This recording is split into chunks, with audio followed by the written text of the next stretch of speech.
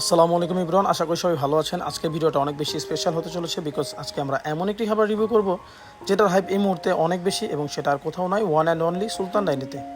তো সুলতান ডাইনের কথা বললে আমাদের মাথায় প্রথমে যেটা আসে সেটা হলো তাদের কাচ্চি, এবং আমরা সবাই জানি নিঃসন্দেহে বাংলাদেশের one of the best kacchi হলো সুলতান ডাইনের কাচ্চি। তাই আজকে আমরা কাচ্চি রিভিউ করবো না, আজকে আমরা যেটা নিয়ে কথা বলবো সেটা হচ্ছে রিসেন্টলি তারা একটা নতুন আইটেম লঞ্চ করেছে যেটার নাম হলো বিফ চাপ পোলাও।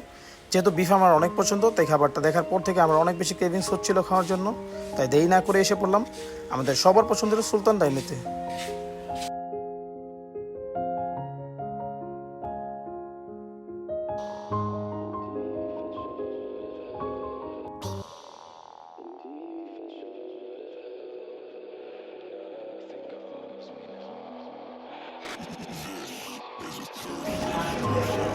তো গ্রাউন্ড ফ্লোরে বাইকটা পার্ক করে আমরা দোতলা চলে গেলাম, আর এখানে ঢুকেই আমরা অনেক বেশি ক্রাউড দেখতে পেলাম। যেহেতু শুক্রবার ছিল, ভিড় হবারই কথা, কিন্তু অলরেডি লাঞ্চ টাইম পার হবার পরেও এখানে যে এত বেশি ভিড় থাকবে এটা আমার ধারণাই ছিল না। এই দিন স্টাফরা অনেক বেশি ব্যস্ত ছিল, তো এত বেশি ব্যস্ত থাকার পরও তারা কিন্তু আমাদেরকে জায়গা করে দেওয়ার জন্য অনেক ট্রাই করছিল। তো আমরা কিছুক্ষণ অপেক্ষা করি, আর দেখতেই পাচ্ছেন এখানে কিন্তু সেই খাবারটির ছবি দেওয়া আছে যেটা লুকিংটা অনেক বেশি জোর ছিল, আর বিফের সাথে পোলাওয়ের কম্বিনেশনটা দেখতে অনেক আকর্ষণীয় লাগছিল। এরপর আবার আমরা ভেতরে ঢুকলাম এবং একই অবস্থা দেখতে পেলাম।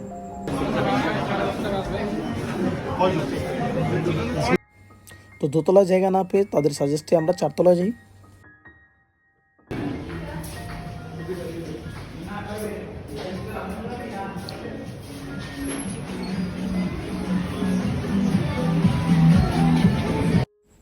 তো সেখানে গিয়েও আমরা কিছুটা ভিড় লক্ষ্য করি, কিন্তু এখানে বসার মতো কিছুটা অন্তত জায়গা পাওয়া যাচ্ছিল।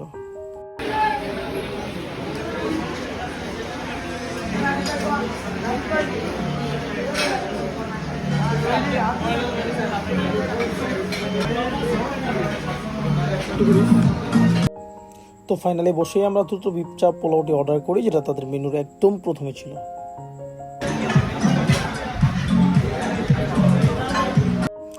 কিন্তু অর্ডার করার পরপরই তারা আমাদেরকে জানায় বিফ চাপ আইটেমটি মাত্রই নাকি শেষ হয়ে গেছে। তো আমি কিছুটা হতাশ হয়ে পড়ি। এই মুহূর্তে ঘড়ির টাইম হচ্ছে 4:26 এবং ভালো খবর হচ্ছে এটাই, বা আমাদেরকে আশ্বস্ত করেছে 15 থেকে 20 মিনিট অপেক্ষা করলে আমরা খাবারটি পেতে পারি। তো আমরা অপেক্ষা করতে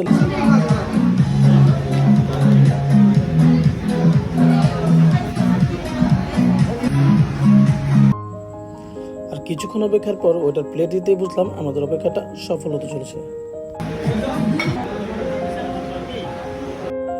তো 15 মিনিট অপেক্ষা করার পর আমাদের কিন্তু সেই কাঙ্ক্ষিত প্লেটটি চলে এলো।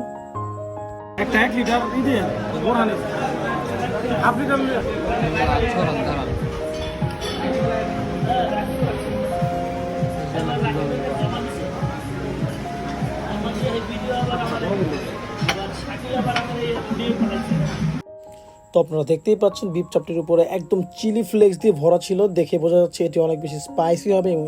এবং এর সাইজের ব্যাপারে যদি বলি, দেখতেই পাচ্ছেন ছোট চামচে এটি কিন্তু সহজে উঠানো যাচ্ছে না, অর্থাৎ কাচ্চির মধ্যে আমরা যে সাইজের পিস পাই তার চেয়ে এটি খানিকটা বড় ছিল।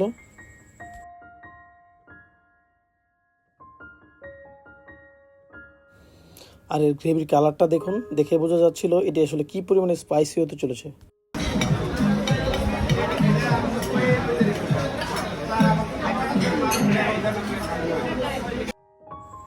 এরপর পোলাওটা দেখুন, একদম ঝরঝরে, যার উপরে ভালো পরিমাণে বেরেস্তা দেওয়া ছিল।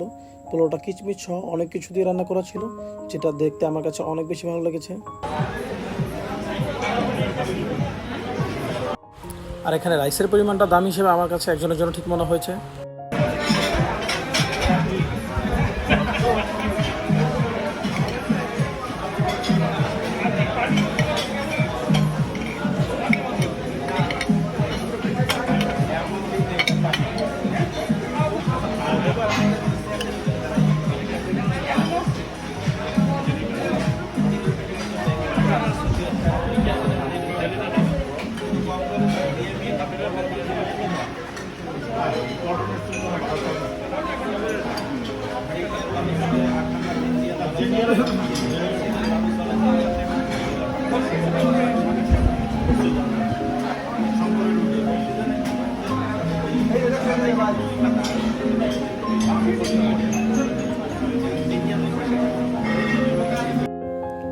তো আমি খাওয়া শুরু করলাম। এটি একদম গরম ছিল, যেহেতু এটি গরুর চাপ ছিল তাই কাচের চেয়ে এই মাংসের পিসটা কিছুটা শক্ত ছিল।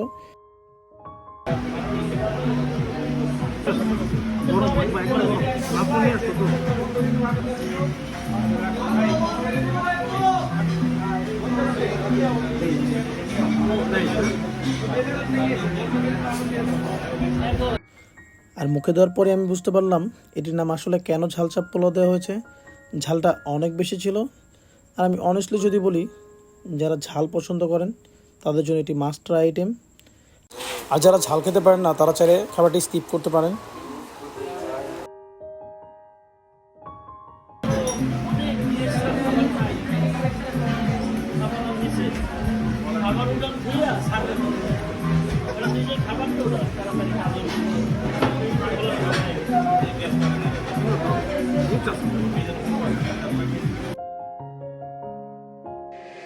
Come drop that.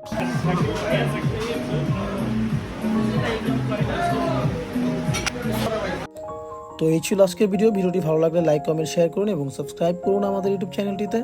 আরও কোনো নতুন খাবার নিয়ে হাজির হয়ে যাব। টিল দেন সবাই ভালো থাকবেন। আল্লাহ হাফেজ।